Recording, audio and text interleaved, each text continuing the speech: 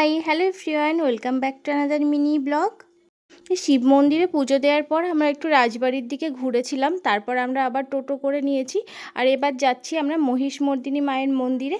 এখানে শুনছিলাম এই মায়ের পুজো হয়, আর এখন আমরা এই সময়টাতে গেছি। এখানে তো পুরো উৎসব চলছে, এখন পুরো মেলা চলছে। আর মায়ের আমরা যেদিন গেছিলাম সেদিন ছিল নবমী। নবমীতে যেমন দুর্গা পুজো যেমন নবমী দশমী পর্যন্ত হয়, মহিষমর্দিনী মায়ের পুজোও কিন্তু সেই রকমই হয়। মায়ের মুখ দেখে তো পুরো সত্যি চোখটা জুড়িয়ে যাচ্ছিলো, এত সুন্দর মানে মূর্তিটা সত্যিই খুব ভালো লাগছিলো। আর এখানে প্রদীপের তাপও পেলাম, মায়ের একটু আশীর্বাদ পেলাম।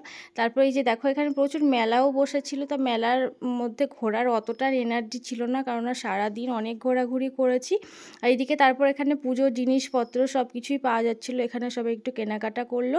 আর এই যে লাইনটা দেখছো পুরো মায়ের প্রসাদের অন্নভোগের লাইনটা পড়েছে, কিন্তু আমাদের অতটা টাইম ছিল না বলে আমরা আর খেতে পারিনি, আমরা চলে এসেছিলাম। তারপর মিষ্টি নিলাম বাড়ির জন্যে, আবার সেই ফেরিঘাটে এসে পৌঁছালাম। আর এই ফার্স্ট টাইম আমি ফেরিতে উঠে আমার এতটা ভয় করেনি, কারণ এখানে খুব তাড়াতাড়ি মানে পৌঁছে যাওয়া যাচ্ছিলো। আর এই যে দেখো পড়ন্ত বিকেলের রোদটা পড়েছে না গঙ্গার উপরে, এত সুন্দর লাগছিল দৃশ্যটা, খুবই সুন্দর, সেই জন্য একটু ক্যাপচার করে নিলাম। আর আমাদের কিন্তু ফিরতে ফিরতে অনেকটাই রাত হয়ে গেছিলো। আমার ভিডিওটা তোমাদের কেমন লাগলো অবশ্যই কমেন্ট করে জানিও। সবাই ভালো থেকো, সুস্থ থেকো। So that's it for today. Tata.